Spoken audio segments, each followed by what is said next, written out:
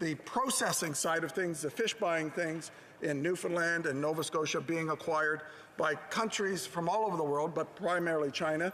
So there's nothing in this bill that I understand, and I'd like to explore that a little more in committee, that would stop those types of things coming. Perhaps the only thing would be, at this stage, if the minister put fisheries as part of the food strategic investments on his list. The honourable member will have 4 minutes after question period when this matter is back before the House. Statement by members, déclaration de député. The honourable member Scarborough Rouge Park. Madam Speaker, I rise to honour the late Honourable David C. Onley, the 28th Lieutenant Governor of Ontario, iconic Canadian broadcaster, educator, disability rights advocate, and a longtime resident of Scarborough Rouge Park. Onley contracted polio when he was just 3, leaving him to use a motorized scooter throughout his life. One of Onley's greatest wish was for all people with disabilities to have the opportunity to fully participate in every aspect of society. He became Canada's first news anchor with a visible disability. In 2007, he became the Lieutenant Governor of Ontario, and he used his position to remove physical barriers to Ontario's 1.5 million people with disabilities. After leaving office, Onley continued to inspire and advocate for people with disabilities, namely as a senior lecturer at the University of Toronto Scarborough campus, where he taught and inspired a new generation of advocates, including several of my current and former staff. My deepest condolences to his wife, Ruth Ann, sons Jonathan, Robert, and Michael. May he rest in peace, Madam Speaker. The honourable member for Calgary-Nose Hill. Madam Speaker, we often hear things like one person can't make a difference. But today I'd like to share a story about someone who proves otherwise. Yvonne Hazeldine, an immigrant to Canada who ran analytical labs by day and raced cars by night, is a trailblazer who is quietly one of the most influential women in Calgary. Yvonne's persistence has elected dozens of candidates, and then that same persistence has held them all to task when it comes to doing what they said they would do. Yvonne's legacy proves that when one woman can change the world. I know I would not be standing here without her support. And when I speak in this place, I often catch myself using the mannerisms and the passion that she exudes. Recently, she's experienced some very severe health challenges. So now it's my turn to lift her up, as she's done so many times for me and my team. On behalf of the entire Calgary community, we love you, Yvonne. You prove one woman can change the world. The honourable member for St. John's East. Madam Speaker, the long-term care standards were released this week. We will have many opportunities to discuss this document.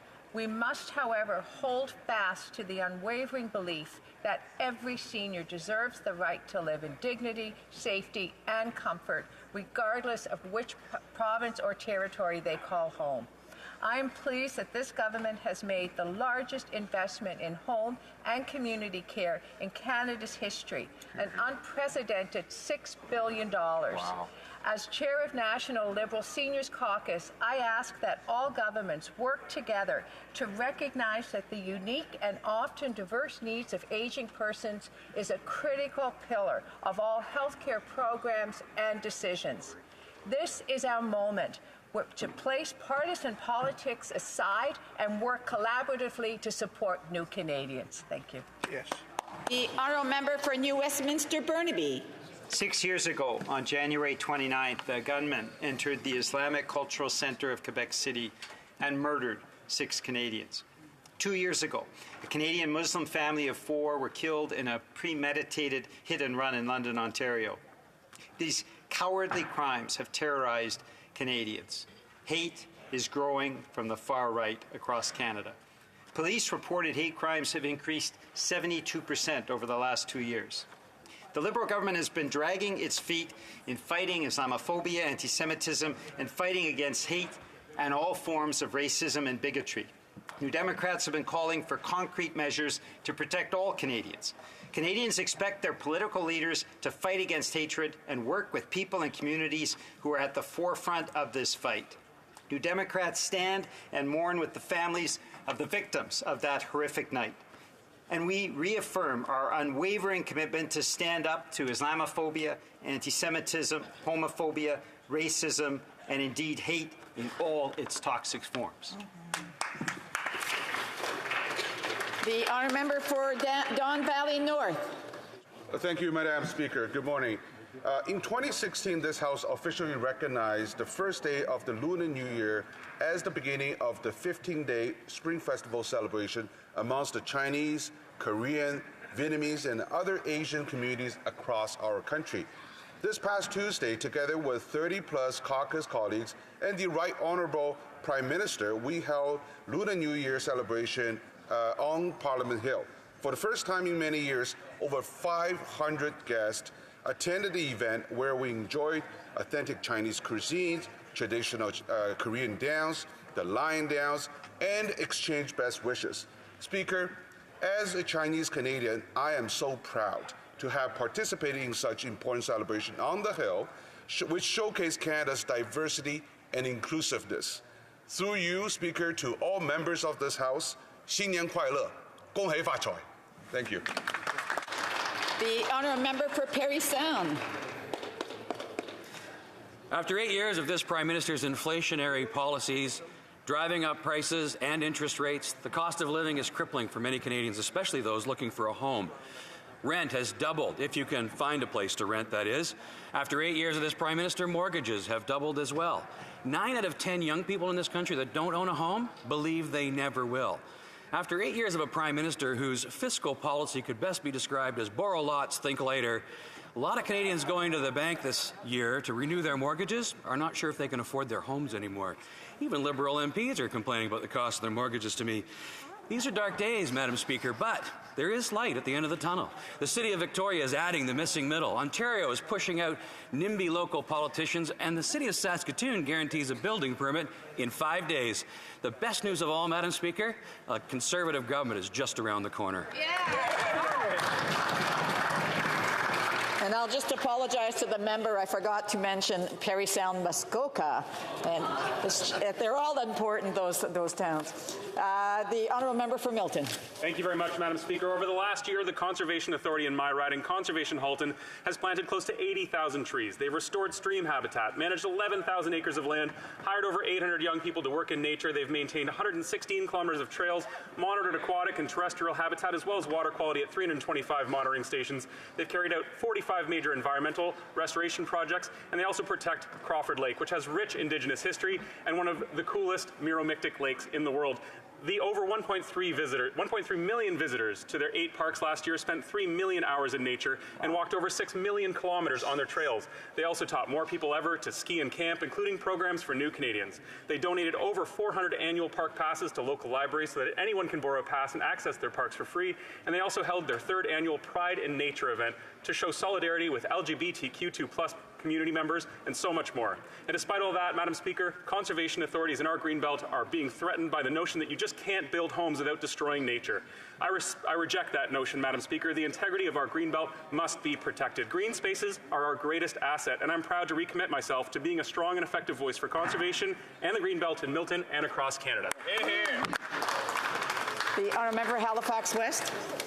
Madam Speaker, Valentine's is almost here. Time to celebrate love and affection, and time to lend a hand.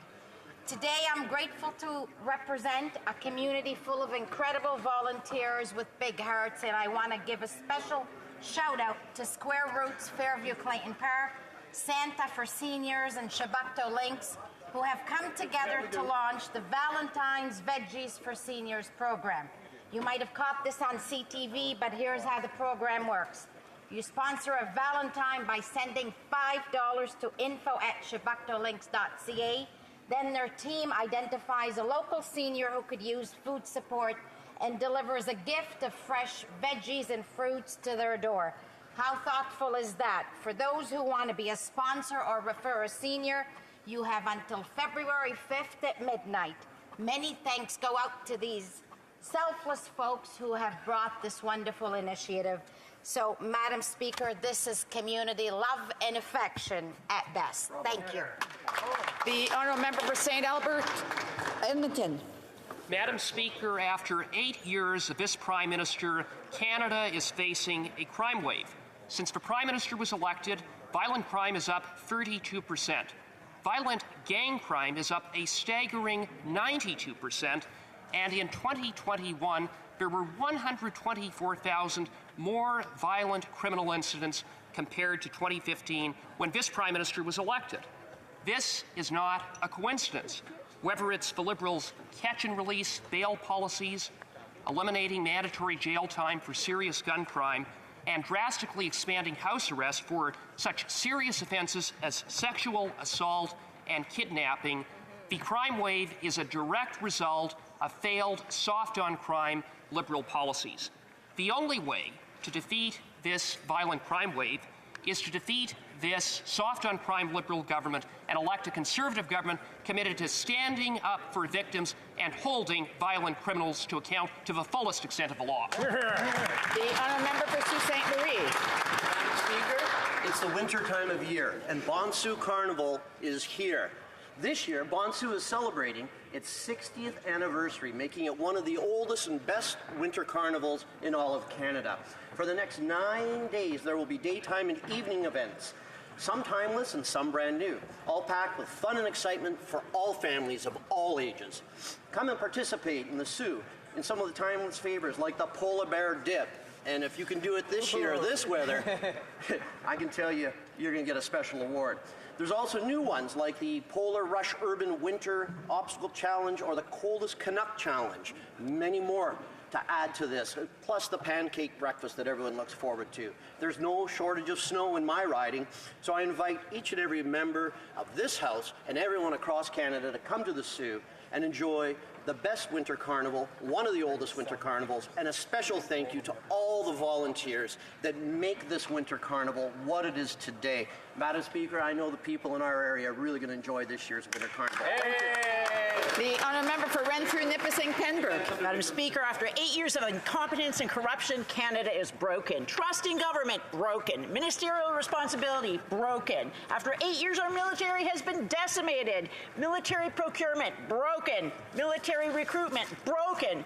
After 8 years, violent crime is rampant. The bail system, broken. The overwhelmed court system, broken. After 8 years, overdoses are killing thousands. Addiction support, broken.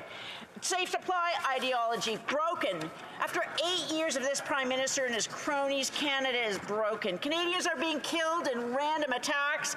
Canadians are being killed by dangerous drugs. Canadians are dying deaths of despair. After 8 years, we went from sunny ways to dark days. It doesn't have to be this way. Conservatives have a plan to turn the hurt Canadians are feeling into the hope they need. After 8 years of division, 8 years of wedge politics, we'll bring Canadians together, united, strong, and free. Hear, hear. The honourable member for Calgary, Midnapore. Madam Speaker, after 8 years of this government's inflationary spending, Canadians are barely getting by, while Liberal insiders and high-priced consultants have never had it so good. After 8 years, Canadians have been struggling to cope with 40-year high inflation. After 8 years, 1.5 million Canadians have visited food banks in a single month. But after 8 years, this government doesn't care. Instead of helping Canadians, they decided to hand out over $100 million in contracts to their friends at McKinsey & Company, and that number keeps climbing. In fact, after 8 years, we still don't know the full amount awarded to McKinsey because this Liberal government refuses to say. But we do know that of the 23 contracts awarded, 20 of them were granted in a non-competitive environment and hand-picked by this government. We need to know how much has been handed out to McKinsey and the influence they have on our government. Canadians deserve answers, and we won't back down. You're here. Well done. Member for Winnipeg North. Yes, thank you, Madam Speaker. You know, for many families in Canada, Madam Speaker, the tradition is to have multi-generational homes. How wonderful it is when you go and you visit a home, and not only do you see the child and the parent, but you also see the grandparent. Not only does the family benefit, but so does our communities. An elderly grandparent with their daughter's family, or a son with a disability with their parents. These arrangements can be an important way for them to take care of each other. Our government government supports, Madam Speaker, multi-generational homes, and this year the multi-generational home renovation tax credit will be well underway. It provides up to $7,500 in support for constructing a secondary suite for a senior or an adult with a disability, Madam Speaker. This refundable credit would allow families to claim 15% of up to $50,000 in eligible renovations and construction costs incurred in order to construct a secondary suite. Madam Speaker, this is a great way to support families here in Canada. Bravo. Member for Nanaimo, Ladysmith. Madam Speaker, I'd like to shine a light on the incredible contributions made by a constituent in my riding of Nanaimo, Ladysmith, Shalima Gant, and the organization she founded, the Nanaimo African Heritage Society, or NAHS. For over 20 years, Shalima and those in the NAHS have created opportunities to celebrate and learn African heritage and the history and culture of Black people in Canada and on Vancouver Island. The Society welcomes people of all ethnicities to experience, learn about, and honor African culture, both local and worldwide. From the NAHS magazine to a variety of workshops, performances, rallies, and other activities, NAHS strives to inspire and inform the public on issues of social justice, community stewardship, and anti-racism. February is Black History Month. This month and every month, I'm grateful for the work of the Nanaimo African Heritage Society for all they do to share the rich heritage of African culture in Nanaimo. Hear, hear. The Honourable Member from Manicouagan. Madam Speaker, if I'm feeling festive today, it's because the Club Bouliste de Bécomo is celebrating its 60th anniversary. You're wondering, what is boulisme? Well, it's lawn bowling. So the Bécomo Lawn Bowlers Club is exceptional in that it brings together all generations. Imagine, of the 200 regular players, 90 people are young, or 90 of them are young people, rather. Last year, during the family tournament, a team made up of 4 generations of the same family was able to compete. You have to admit that it's pretty rare to see something like that in football or hockey. That being said, this is a memorable moment that shows the unifying and intergenerational spirit that the club wants to support. Under the leadership of its president, Ms. Francine Bélair, the Bécomo Lawn Bowlers Club is the envy of many. It's considered an example throughout Quebec for its dynamism in Canada and internationally. I'll end with these words. Dear bowlers, happy 60th anniversary. As a gift, I promise you a game, but unlike my last 3 elections, I promise you that I'll lose. L'honorable député de Montmagny. The Honourable Member for Montmagny, Liselec, Kamouraska, Rivière-du-Loup. Madam Speaker, after 8 years in power, the Liberal government couldn't have done worse. Inflation is at its highest level in 40 years. Interest rates have risen 9 times in the last year after the Prime Minister and his Minister of Finance said as recently as 6 months ago that they'd stay low. As a result, young people can no longer dream of buying a house. The cost of rent has shot up. Grocery costs are rising steadily, and that's hurting families. After doubling the national debt, which will no doubt cost twice as much in interest, the government's proven beyond any doubt that it can't be trusted. And that's not to mention the justice system that's broken across Canada. Repeat offenders can serve their sentences in the community rather than in prison. Violence has increased by 32% since 2015. Gang violence is up 90% in that same period. It's time for this NDP Liberal coalition to let a competent team run the country, Madam Speaker. The Conservatives. The honourable member for Cape Breton-Cancel. Madam Speaker, as the Member of Parliament for Cape Breton-Cancel, I rise today to pay tribute to Leon Dubinsky, an extraordinary Cape Bretoner who we lost just a few weeks ago. Leon Dubinsky was a pillar in the realm of arts and culture across Cape Breton Island. As an actor, theatre director, and composer, he spent his entire life entertaining Canadians, and in particular, Atlantic Canadians. Leon is probably best known for his unofficial Cape Breton anthem, Rise Again, a song of resilience and hope for those at home. And Madam Speaker, it rose to the top of various charts, won multiple awards, and went on to be recorded by the likes of the Rankin family, Rita McNeil, and Anne Murray.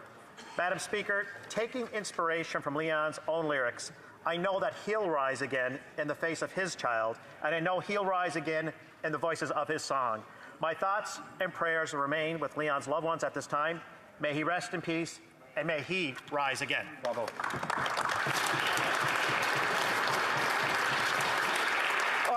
questions, questions orales. The honourable member Calgary Forest Lawn. After 8 years of failed Liberal policies driving up inflation, Canadians are faced with high interest rates, higher mortgage payments, and seeing home prices double across the country. An average monthly mortgage under this government has more than doubled, going from $1,500 to more than $3,000. Home ownership is also impossible and a pipe dream for 9 out of 10 young people, as 35-year-olds are forced to continue to live in their parents' basements. Let's be clear, Liberal inflation caused this mess. Will they apologize and take responsibility for pricing young Canadians out of homes? The Honourable Parliamentary Secretary. Madam Speaker, our plan not only makes life more affordable for Canadians, but is also fiscally responsible. We have confirmed our AAA credit rating. We have recovered 121% of our jobs lost during the pandemic, while the United States has only recovered 106%. We have maintained the lowest deficit and the lowest net debt to GDP ratio in the G7. That positions us very well to get inflation under control, improve affordability, and make sure that we create good, sustainable jobs for Canadians. 8 years of failed Liberal policies, Canadians have never had it so bad. And as Liberals continue to fist bump each other for spending hundreds of billions of dollars of other people's money, the results are absolutely horrific. 1 in 5 Canadians are completely out of money. 1 in 5 Canadians are skipping meals. And not only did Liberal inflation drive up the price of everything, they pile drive Canadians by raising taxes on them. Why are they so intent on taking more money from Canadians, leaving hardworking people and their family with less money and empty stomachs? The Honourable Minister of Immigration, Refugee and Citizenship. Madam Speaker, I'm getting tired of listening to the Conservatives talk down Canadians and the Canadian economy. They should be getting to work to support Canadians in their time of need. We've made efforts through this pandemic to make sure that families could continue to put food on the table and keep a roof over their heads. We made efforts to make sure businesses could keep their doors open and the lights on. Every step of the way, they have opposed these measures. We're going to be there for Canadians in their time of need because it's the right thing to do. The Conservative strategy to combat inflation is to take more money away from families. We will be there for them in the time of need, no matter what it takes. Yes, I want to remind members that when someone has the floor that they should be listening to the answer. They may not like the answer, but they should listen to it. The Honourable Member for Calgary Forest Lawn wasn't interrupted during his question, and I would ask the same respect for when the answers are there. So the Honourable Member for Calgary Forest Lawn. We won't take advice from the guy who broke the immigration system. And after 8 years, the Liberals continue to deny any responsibility for the Liberal inflation that they caused, causing all the pain on Canadians. But you know what? There's a list of random Liberals who prove that they are responsible. Tiff Macklem, who said inflation is homegrown. Mark Carney said inflation is a domestic issue. Bill Morneau admitted that the Liberals overspent. Even former Liberal Finance Minister John Manley said Liberal spending is fueling inflation. So should we believe these random Liberals that continue to say that everything is rosy and fine, or should we believe the other random Liberals who say it's their fault for causing inflation? Yeah.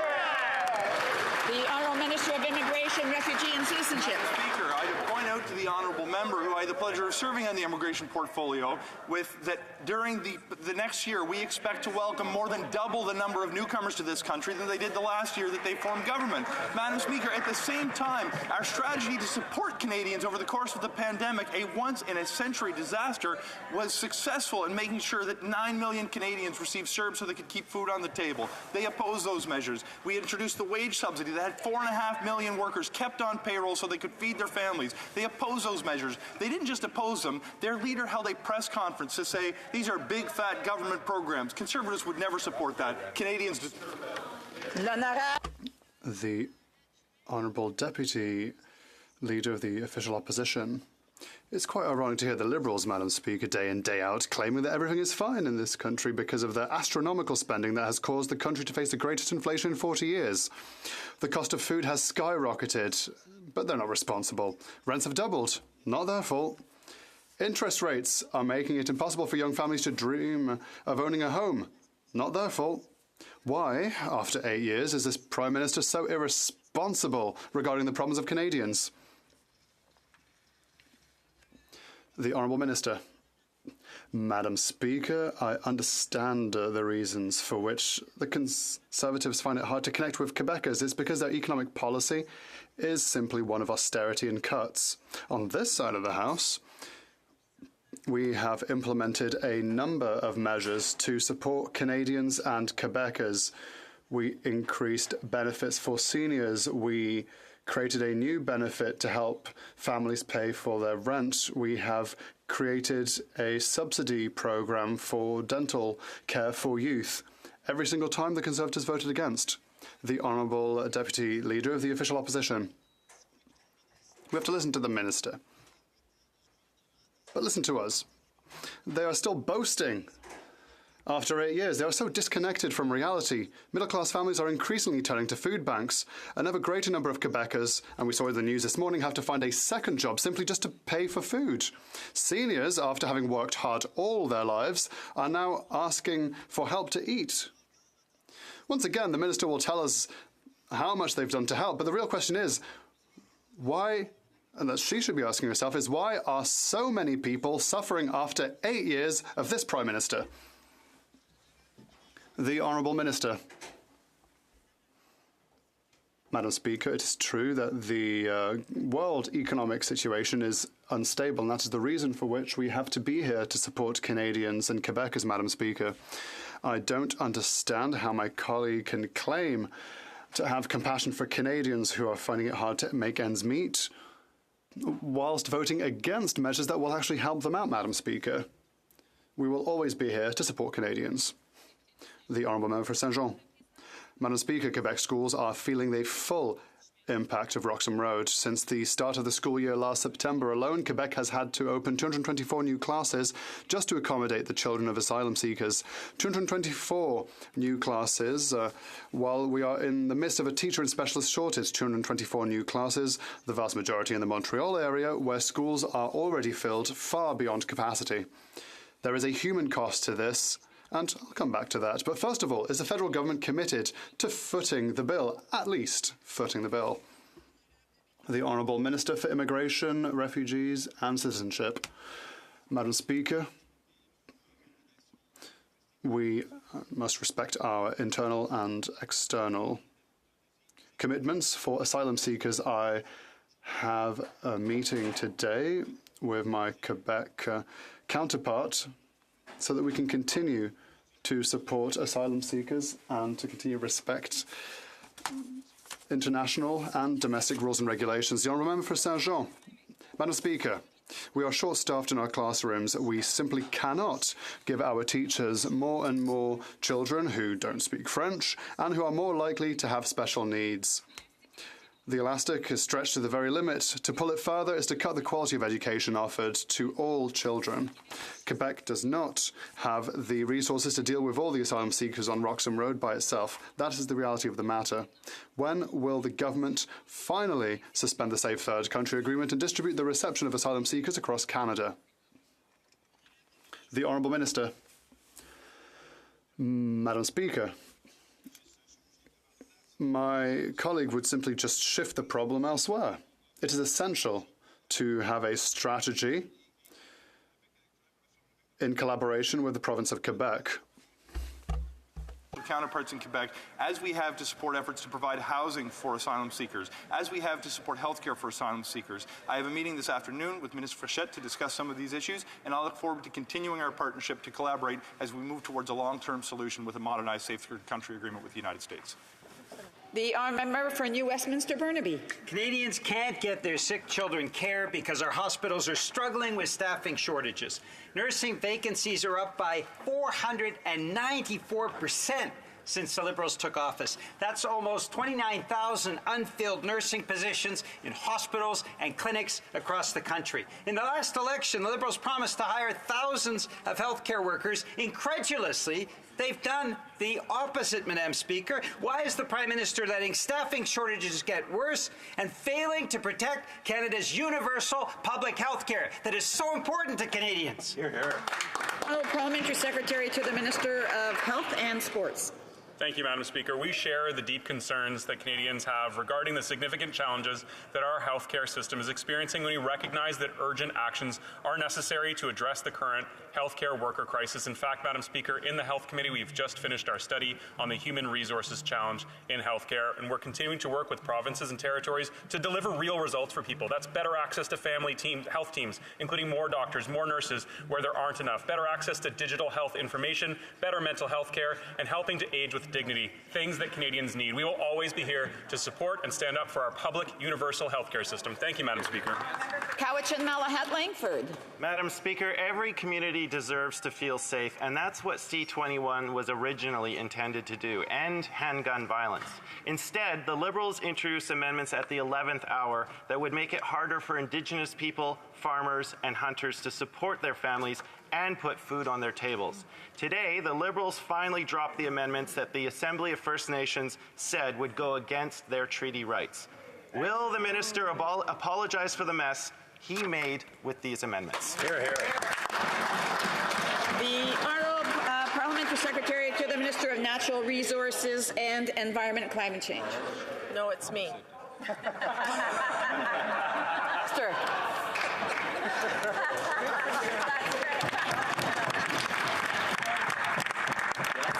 Thank you, Madam Speaker, and it gives me pleasure to rise to respond to the honourable member's question. We are committed and promised Canadians that we would take action on gun violence.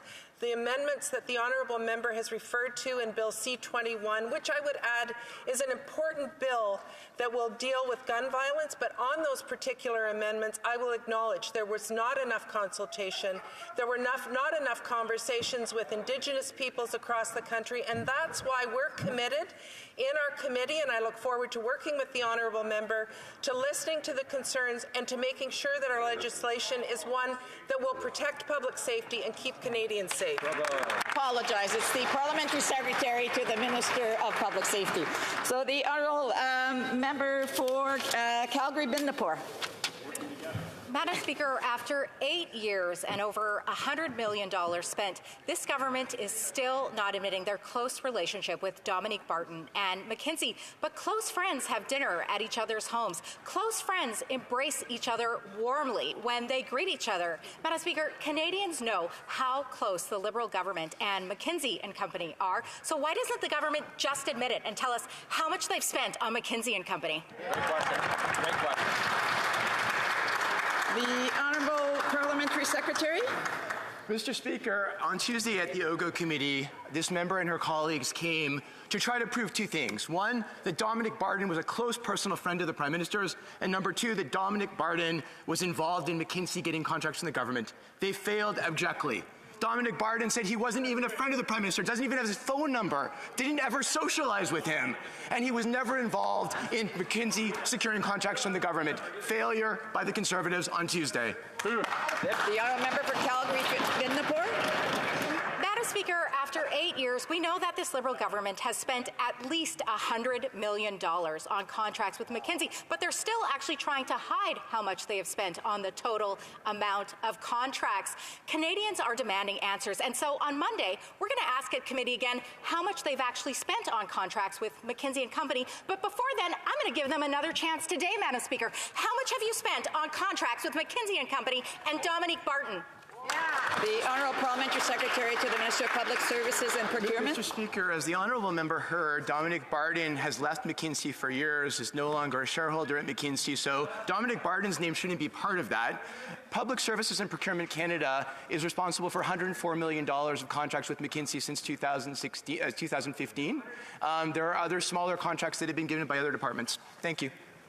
Honourable member for Leeds, Grenville, Thousand Islands, and Rideau Lakes. Well, the government is very unsure, and we get new numbers often. I expect that we'll get a new higher number on Monday, but we'll be unsure if we can take the government at its word because they continue to shovel money out the door to their insider friends at McKinsey. Public servants have said that they've been treated to some colorful presentations, but not much else. And after 8 years of these Liberals, they're more than happy to keep shoveling that money with no value to Canadians. So the question still stands, and we haven't got the final and full answer. Can the parliamentary secretary tell us how much money did they give their insider friends at McKinsey?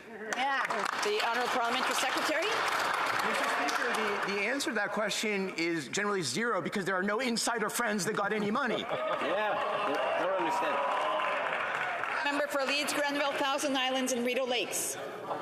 Madam Speaker, the question is then, who's lying? The Prime Minister said that Dominic Barton was his friend. Dominic Barton has said that he's not the Prime Minister's friend. And look, I don't blame him. I wouldn't admit that that was a friendship either. But this is a company in McKinsey that helped track down and punish Saudi dissidents, people who are critical of their government there. This is a company in McKinsey that helped supercharge the opioid crisis, paying bonuses to pharmacists who were responsible for overdose deaths. Great job. Speaker, one thing I would say is I'm proud to be a friend of that honourable member because we can, across party lines, still agree on a lot of things. And I think that's important here because a lot of times we yell and scream at each other, and it's important to say that people are able to work together despite their differences. With respect to the global question of that, we do need to look at our integrity regime to see if companies responsible for bad acts abroad should not be eligible for government contracts. That is one of the things that OGO is looking at, and I look forward to working with the honourable member on that question. The honourable member for Louis Saint Laurent. Madam Speaker, my thoughts are for the 300 staff of Medicago who are out of a job because it closed 2 years ago. This Liberal government invested $173 million of taxpayer money in this company to produce a vaccine that was produced, but that was not and that will never be recognized by the WHO. Why? Because Medicago was partly owned by Philip Morris of the tobacco industry, and the WHO never recognizes the work of the tobacco industry. Why was the government so negligent? The Honourable Minister. Thank you, Madam Speaker. I'd like to thank my colleague for his question. Indeed, we are currently working to preserve jobs, to preserve technology, to preserve intellectual property. Our priority is that today, Madam Speaker. We are in solution mode. I was in contact with our colleagues from Quebec City and the mayor of Montreal. I also talked to the CEO of Mitsubishi in Japan. We are in solution mode to preserve these jobs because our priority today are the people in Quebec City that are studying the matter. We want to work with them, and we are in solution mode for the next few weeks. The honourable member for Louis Saint Laurent. Perhaps the government should have been in check mode to check things out and make sure they are good. The WHO decided that no subsidies or any acknowledgement would be given to companies that are partly owned by tobacco companies. That was in 2003. The government signed that agreement back in 2003.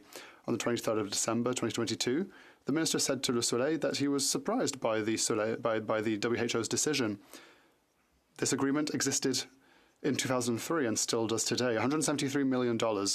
How much did Philip Morris make out of this money? Can we be sure that this money... End of question, inaudible for the interpreter. I would like to remind my honourable colleague, for whom I have a lot of respect, at the time we were in prevention mode because we have to remember at the time science did not tell us specifically what kind of vaccine would be required. Canada was one of the rare countries in the world that invested in various vaccine families for the safety of Canadians, as I said this morning. It's not recriminations we have to do. We have to think about solutions. I was talking to CEOs throughout the country up to midnight yesterday to find and save jobs, technology and intellectual property. The Honourable Member for Thérèse de Blainville. Madam Speaker, employment insurance delays are at an all-time high.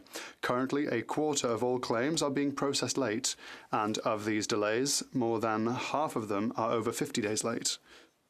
50 days for people with no income. This has led to officials advising unemployed people to go to food banks or to be supported by their spouses. And the worst thing is that during this time, the minister was cutting their employees' working hours. When will she fix this fiasco? The Honourable Parliamentary Secretary to the Minister for Families, Children and Social Development. Thank Thank you to my colleague for the question. Speaker, when Canadians lose their jobs and when Quebecers lose their jobs, we know that they rely on the EI system to be that first point of contact for them. We know that some people have been experiencing delays during this time, and we've been working very carefully with those claimants to ensure that they get their payments. With regards to the staffing issues, the Minister said quite clearly yesterday that we are addressing this. We want to make sure that the first point of contact for Quebecers or for any Canadian in calling an EI call center is that they get the service that they need, and we've committed to working with Service Canada to ensure that full employment is in place. Thank you. The Honourable Member for Thérèse de Blainville. Madam Speaker, what we are experiencing today with employment insurance is a fiasco, a new passport crisis, except that federal victims are not waiting to travel. They're waiting to feed themselves, to buy groceries. Service Canada has transformed into No Service Canada.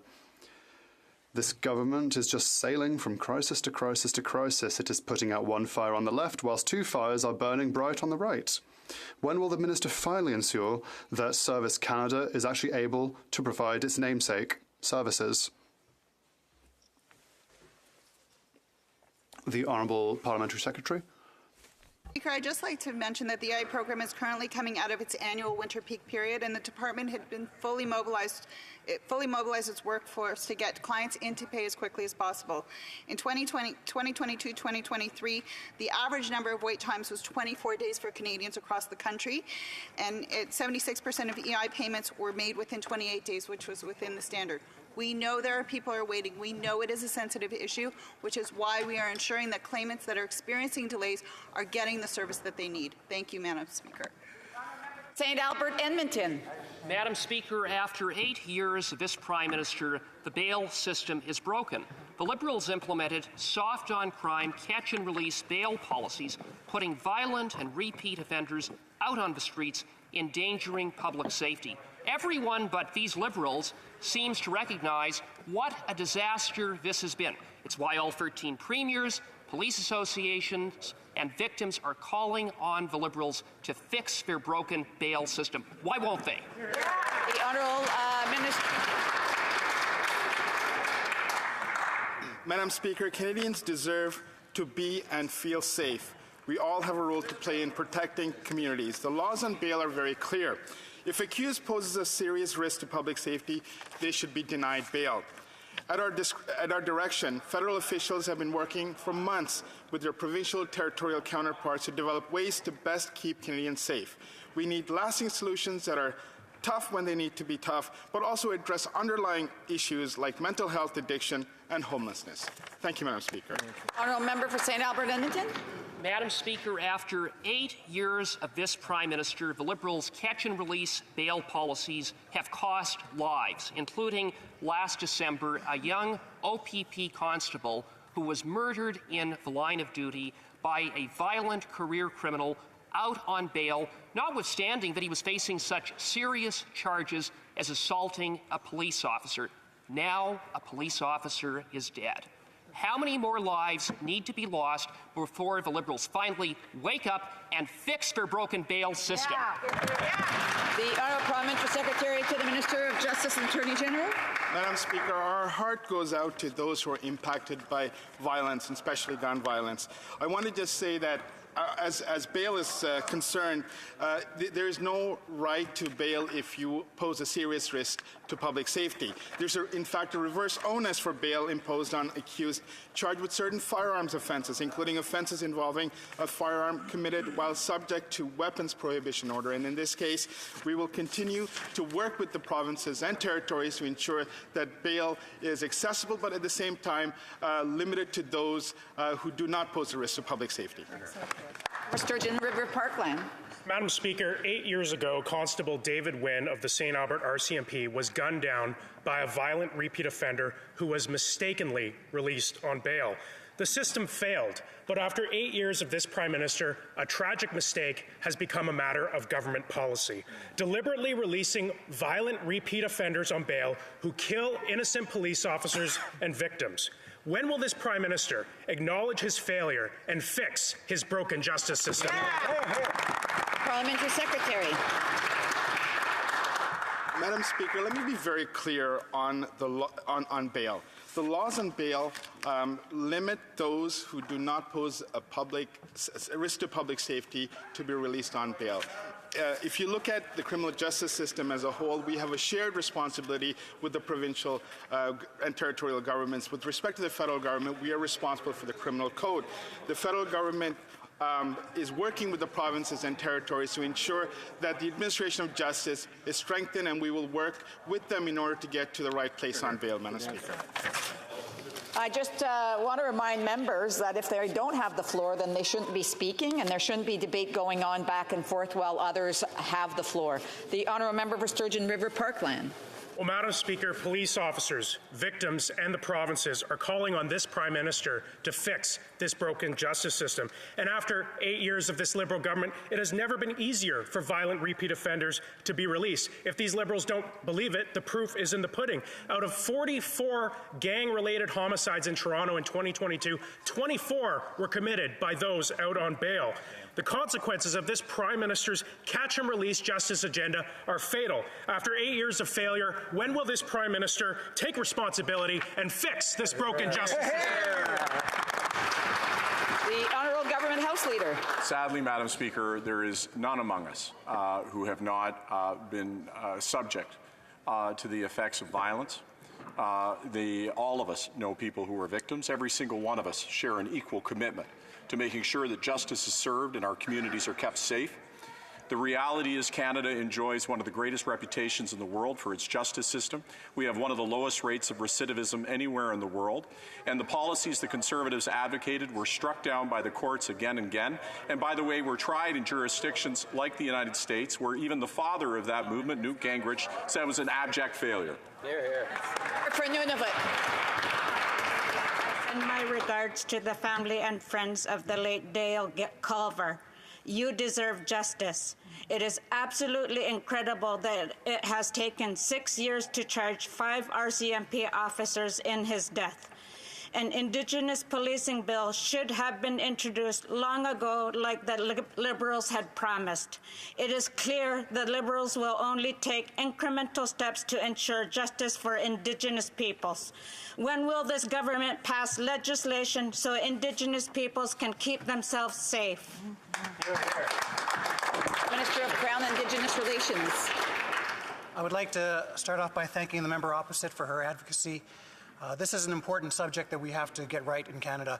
As an Indigenous person who lives in an Indigenous community, I'm aware of the complexities, but also the need for an Indigenous policing legislation and Indigenous policing commitments. That's why our government put almost $1 billion into 2020 budget to ensure that we're moving forward on Indigenous policing, and we're going to do so because we owe a debt to Indigenous people across this country so that they can be safe and secure in their places where they reside. Thank you.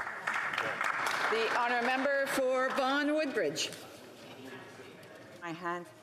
Oh, sorry. The honourable member. No, I'm going to restart. I jumped one by mistake. The honourable member of Port Moody Coquitlam. Thank you, Madam Speaker, and I raise my hands to the member from Nunavut. Living with a disability shouldn't mean living in poverty, but for 1 million Canadians, this is exactly what it means. The Canada Disability Benefit is at least a year away, and as Canadians wait for it, the cost of living continues to rise. The situation is dire, Madam Speaker, as people skip meals and contemplate MAID. They need financial support now. Will the Liberals provide a disability emergency relief benefit immediately to close that income gap?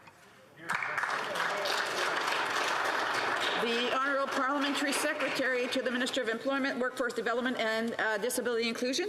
Well, thank you, Madam Speaker, and I thank the Honourable Member for her question and for her tireless advocacy. In Canada, no person with a disability should live in poverty, and that's why we are committed to creating the Canada Disability Benefit, a thoughtfully designed income supplement with the potential to seriously reduce poverty and improve financial security for hundreds of thousands of working-age Canadians with disabilities from coast to coast to coast. Madam Speaker, I'm pleased to say that yesterday Bill C-22 passed unanimously in the House. We look forward to seeing it move through the Senate. Thank you. The honourable member for Vaughan Woodbridge. Merci, Madame la Présidente. We know Canada has great potential and talent to be a leader in new technology and innovation. Can the Minister of Innovation, Science and Industry update this House on what our government is doing to improve Canada's competitiveness as an innovative nation? Thank you. Madam Speaker, today was a great day for one of our Canadian champions. Madam Speaker, OpenText made its debut on the NASDAQ today, Madam Speaker. One of the largest software company in the world. And not only that, Madam Speaker, for the first time in Canadian history, the bell of the NASDAQ was ranked from Canada, from here in Ottawa. So I would say to all Canadians and to all members, if you know someone, an employee at OpenText, it's thanks to their talent, know-how, and expertise that we can celebrate.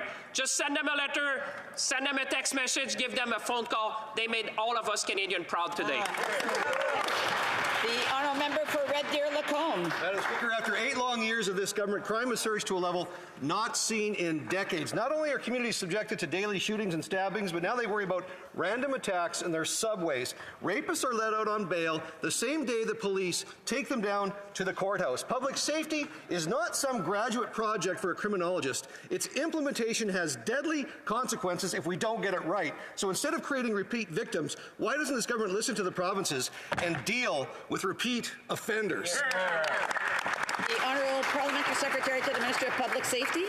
Thank you, Madam Speaker. And as someone who lives close to the City of Toronto and uses the TTC, I am deeply concerned about the spike in violence on the TTC. The Minister has spoken with Mayor Tory to express our support for him and the City of Toronto. Our government has taken action on supporting law enforcement, on violence prevention, on mental health supports. And most recently, the Minister was in Toronto to announce $12 million in support, along with the Mayor, to address many of the social determinants that can lead to violence through the Building Safer Communities Fund. We'll continue to work with the City of Toronto and all communities to keep communities safe. For Red Deer Lacombe. Madam Speaker, in 2022, 5 Canadian police officers were killed in a deadly 37-day stretch. The President of the Police Association of Ontario has called this unprecedented. All the while, shootings continue in Toronto, Montreal, and Vancouver. Drugs, guns, and contraband continue to flow across the border, and repeat offenders are out on bail, allowed to continue harming society unmitigated. We know that this Prime Minister has been convicted of 2 ethics offences on separate occasions in the last 8 years. So is that why this government is so afraid to deal with repeat offenders? Parliamentary Secretary to the Minister of Public Safety. Thank you, Madam Speaker. And I am proud of the record on this side of the House that we have taken when it comes to keeping communities safe, whether that be investing in the border and replacing the money that was taken away by the Conservative government when they were in power. We are giving the tools to the Canadian Border Services Agency to keep the borders safe, to ensure that guns are not being smuggled across the border. There's always more to do, Madam Speaker, and we will support law enforcement, we will support communities, and we will do everything we can to ensure that Canadians are safe. L'honorable député de Montmagny. The honourable member from Montmagny, Liselé, Kamouraska-Rivière-du-Loup. Well, Madam Speaker, after 8 years of this Prime Minister, our towns are less safe than they have ever been. Crime rates have increased by 32%, and gang-related crimes have almost doubled. All of this because of this government's lax policies, which facilitate bail for violent criminals and have eliminated mandatory minimums for firearms-related crime. Madam Speaker, when will this government finally take our street violence seriously? Honorable Ministre. The Honourable Minister. Madam Speaker, my colleague is raising a critical issue for Montreal, Quebec, and everywhere in the country. And I'd like to know if he cares about firearms-related violence and crime, why do the Conservatives systematically block measures that are for exactly that, to better control firearms in Canada? Madam Speaker, we have a bill on the table right now, C-21, to ensure that we end the sale of handguns throughout the country. And the Conservatives are opposing that. The Honourable Member. Madam Speaker, this government is behaving like there's no problem, but Canadians can see the direct impacts of this government's bad policy. Nearly half of gun-related homicides in Toronto last year were committed by individuals out on bail. The last thing that Canadians want is to see this spread throughout the country. We need to overhaul the bail system. Will this government show the courage to do so? And if so, will it vote for our motion? The Honourable Parliamentary Secretary. Madam Speaker, I'm very pleased to answer a second question on the issue of firearms violence. But I'm surprised to hear it from the Conservatives, Madam Speaker, because, Madam Speaker, we've been watching violence against women, violence among youth. We've been watching those rates increase with guns. So why are the Conservatives against our measures to better control firearms in this country? The Honourable Member for Joliette. Madam Speaker, yesterday, Australia announced that it would be removing the British monarchy from its banknotes. Charles III will be replaced by Indigenous art. This is a modern and democratic example that Canada should follow. Because it may not seem like much, but banknotes is how countries present themselves to the world, and Australia is choosing to put forward its own culture and its own people. But Canada is instead putting forward a foreign monarch and the authoritarian heritage it represents. It's 2023. Isn't it time for this to change? The Honourable Parliamentary Secretary. Madam Speaker, I've been closely following Australia's decision. And it's important to consider the future of the monarchy in Canada. People have widely diverging opinions on this. Up until now, the monarchy has worked well for Canada. But I do think that my colleague's position is interesting.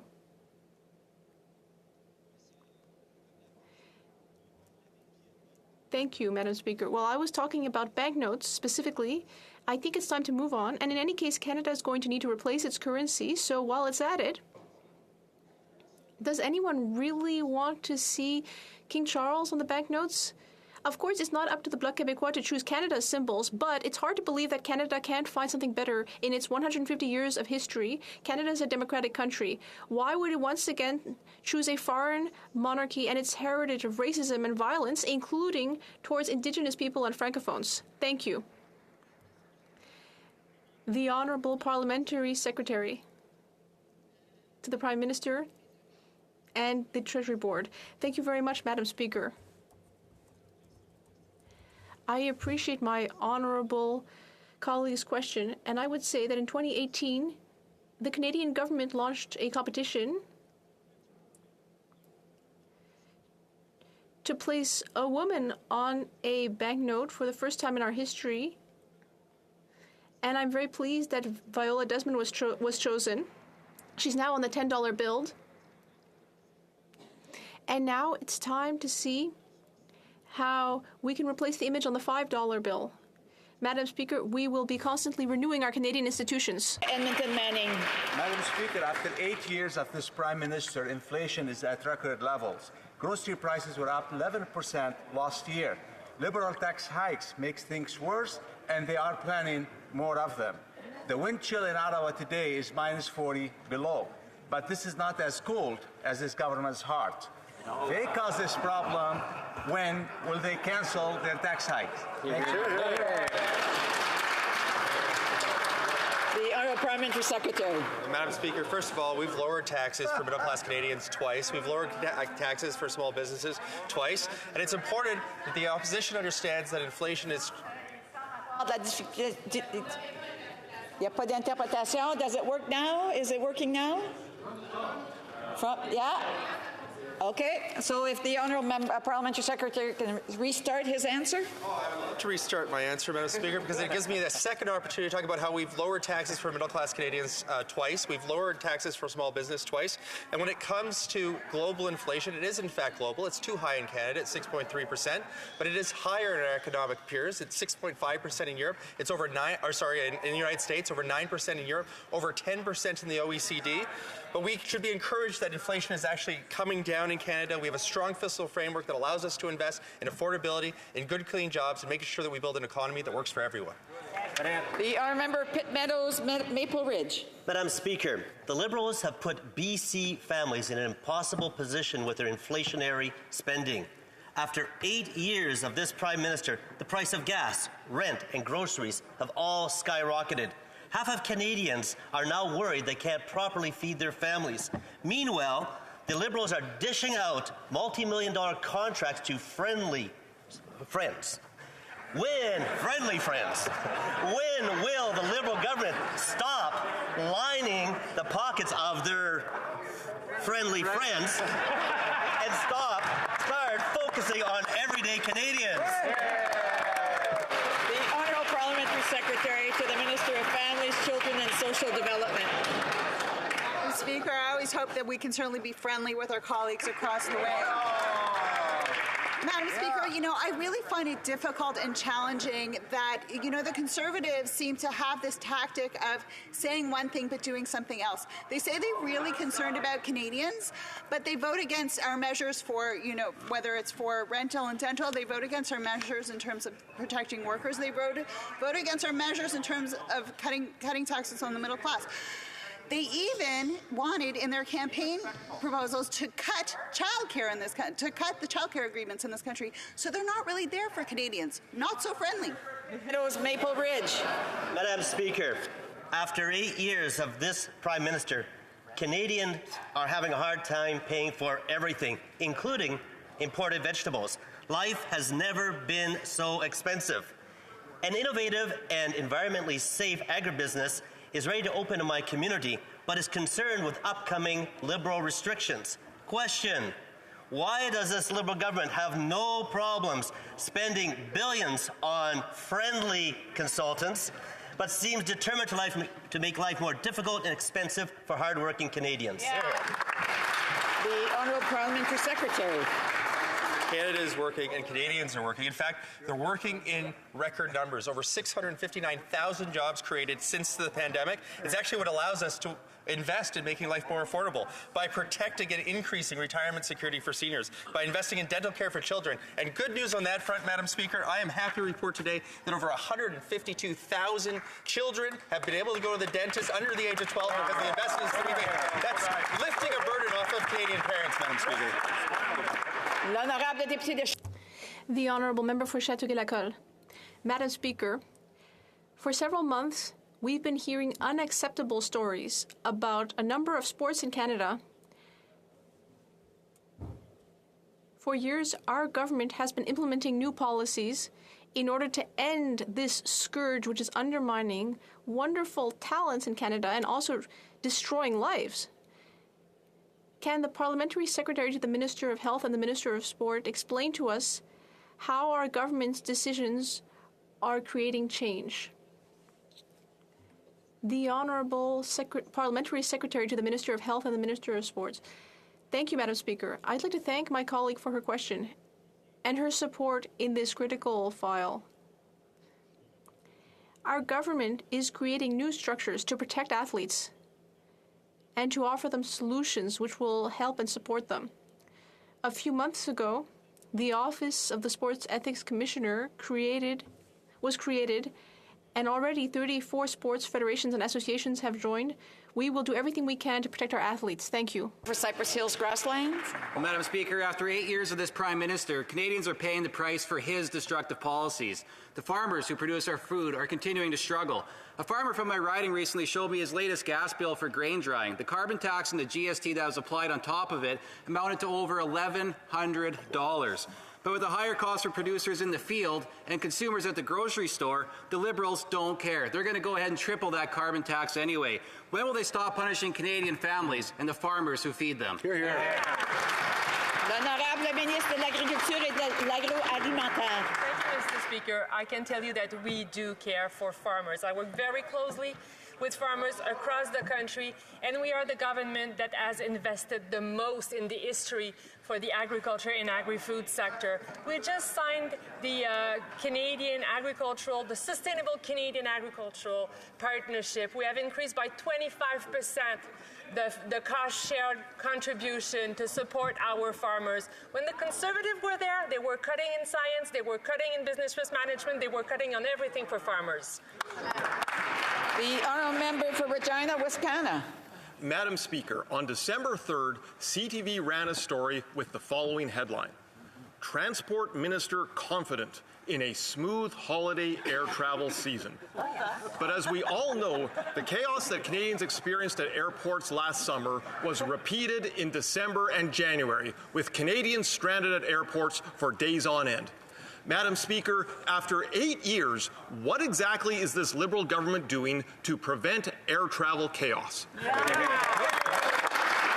The Honourable Parliamentary Secretary to the Minister of Transport. Madam Speaker, our government understands how the delays and cancellations this holiday season were extremely frustrating for travelers. We expect all airlines to communicate with passengers and keep them informed of delays or cancellations. We are always looking at ways to strengthen rights for passengers, and we will continue to ensure these rights are protected, and the Canadian Transportation Agency has the resources it needs to enforce these rights. And as the minister who was before us at the Transport Committee committed, we are looking to strengthen the passenger air rights. We will continue to make sure that the Canadians have a smooth... Madam Speaker, in a vast country such as ours, efficient air travel to all regions is essential. But after 8 years of this Liberal government, mid-sized airports like Regina are bearing the brunt of airline cutbacks and lack of competition, leaving people in those regions feeling like second-class citizens. Will this government help Canadians who use mid-sized airports, or will this government continue to leave them stranded? The Honourable Parliamentary Secretary. Madam Speaker, our government will continue to strengthen everything that the Canadians require to have a smooth experience in travel. We continue to dialogue with our airports. The minister's office and the minister himself continues to meet with them and have that conversation, and we will always be there to listen to the concerns and to the needs, and we will deliver for all Canadians across the country. Member for Whitby. Madam Speaker, now more than ever, Canadians rely on access to affordable, reliable, high-speed internet. It keeps us connected with loved ones, but also allows us to learn online while improving access to essential services and creating opportunities for our businesses to grow. Can the Minister of Rural Economic Development update this House on the progress our government is making on achieving our goal of connecting 98% of Canadians by 2026 and 100% of Canadians by 2030? The Honourable Minister. Thank you, Madam Speaker. And I want to thank my honourable colleague from Whitby for the question and his strong, unwavering advocacy for rural issues. Madam Speaker, we know that investments towards high-speed internet are transformational for improving the lives of rural Canadians, whether they're working from home, accessing healthcare, education, and frankly, for keeping in touch. Today, 93.5% of Canadians have access to high-speed affordable internet. In 2014, it was just 79% of Canadians had access, Madam Speaker. As my colleague said, we're well underway to meeting our commitments of having everybody connected by 2030, because, Madam Speaker, when rural Canada succeeds, all of Canada succeeds. I remember for Courtney Alberni. Speaker, deep seabed mining threatens ocean ecosystems. Rather than take a stand on deep seabed mining like France, Germany, Spain, and others, the Liberals prefer to support Canadian mining companies such as the Metals Company in creating industrial-scale mining sites on the deep seabed. Meanwhile, lives and livelihoods of Indigenous and coastal communities around the world that rely upon the health of the oceans may be threatened.